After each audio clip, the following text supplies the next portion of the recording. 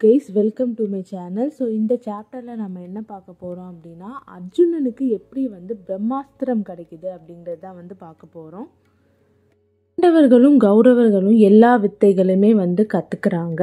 So கற்று முடித்ததுக்கப்புறம் துரோணாச்சாரியர் என்ன பண்ணுறாரு அப்படின்னா, உங்கள் எல்லாருக்குமே ஒரு பரீட்சை வைக்க போகிறேன் அப்படின்னு சொல்கிறாங்க. அதனால எல்லா பாண்டவர்களும் கௌரவர்களும் ஒரு பெரிய இடத்துக்கு போகிறாங்க. அங்கே ஒரு மரம் இருக்குது. அந்த மரத்து மேலே அட்டையால் ஆன ஒரு பறவையை வச்சிடறாரு துரோணாச்சாரியார்.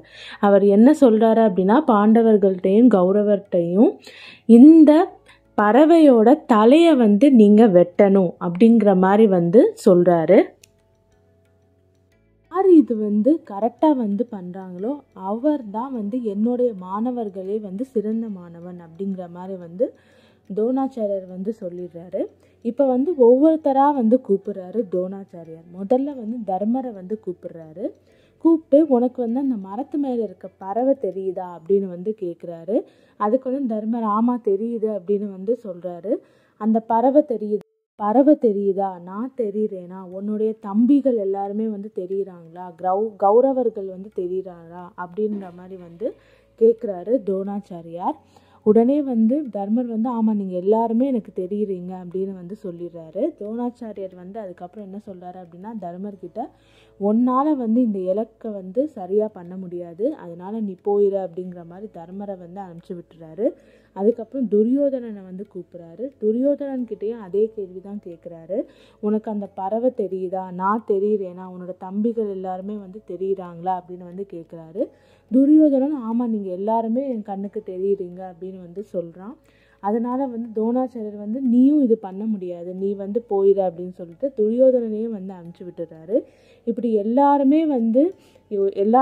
எல்லாமே எங்களுக்கு தெரியுது அப்படின்னு சொல்கிறாங்க. துரோணாச்சாரியாருக்கு என்ன பண்ணுறதுனே தெரியல. யாராலையும் அந்த இலக்கை கரெக்டாக பண்ணி முடிக்க முடியலை. கடைசியாக அர்ஜுனனை துரோணாச்சாரியர் கூப்பிடுறாரு. கிட்ட துரோணாச்சாரியர் கேட்குறாரு, உனக்கு என்ன தெரியுது அப்படின்னு சொல்லிட்டு கேட்குறாரு. அதுக்கு அர்ஜுனன் எனக்கு அந்த பறவை தெரியுது அப்படின்னு சொல்கிறான். நான் தெரியுறேனா? உன்னோட தம்பிமார்கள் தெரியுறாங்களா? உன்னோட அண்ணன் தெரியுறானா? கௌரவர்கள் தெரியுறாங்களா அப்படின்னு கேட்குறாரு. அதுக்கு அர்ஜுனன் என்ன சொல்கிறான் அப்படின்னா, எனக்கு அந்த பறவை மட்டும்தான் தெரியுது அப்படின்னு சொல்கிறான். அதுக்கப்புறம் துரோணாச்சாரியர் ரொம்ப சந்தோஷப்படுறாரு. அவர் அர்ஜுனன் கிட்ட அப்போ அந்த பறவையை பற்றி சொல்லு, அந்த பறவை எப்படி இருக்குன்னு சொல்லு அப்படிங்கிற மாதிரி துரோணாச்சாரியர் அர்ஜுனன் கிட்ட கேட்குறாரு. அதுக்கு அர்ஜுனன் என்ன சொல்கிறான் அப்படின்னா, எனக்கு முழு பறவையுமே தெரியலை, அந்த பறவையோட தலை மட்டும்தான் எனக்கு தெரியுது அப்படின்னு அர்ஜுனன் சொல்கிறான். அதை கேட்டு துரோணாச்சாரியர் ரொம்ப சந்தோஷப்பட்டு உன்னால் இதை கரெக்டாக பண்ணி முடிக்க முடியும் அப்படின்னு சொல்கிறாரு. உடனே அர்ஜுனன் ஒரு அம்பு எய்கிறான். அந்த கரெக்டாக அந்த பறவையோட தலையில் போய் அடிச்சிருது. ஸோ பறவையோட தலை கீழே விழுந்துருது. ஸோ இந்த பரீட்சையில் யார் ஜெயிச்சது அப்படின்னா அர்ஜுனன் தான்.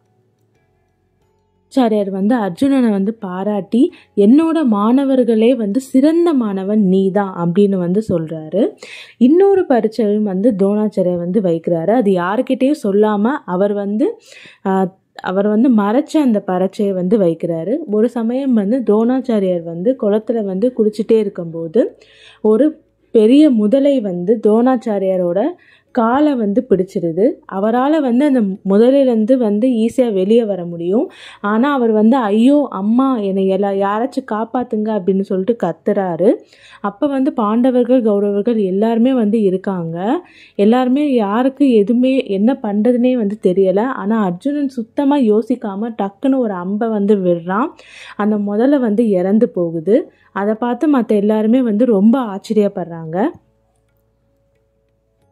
துரோணாச்சாரியர் அர்ஜுனனை கூப்பிட்டு பாராட்டி நீ இந்த உலகத்திலே சிறந்த வில்லாளனா விளங்குவ அப்படின்னு அவனை பாராட்டி என்ன பண்ணுறாரு அப்படின்னா, என்கிட்ட இருக்க ஆயுதத்திலே மிக சிறந்த ஆயுதமான பிரம்மாஸ்திரத்தை உனக்கு தரப்போகிறேன் அப்படின்னு துரோணாச்சாரியர் அந்த பிரம்மாஸ்திரத்தை அர்ஜுனன் கிட்ட தர்றாரு.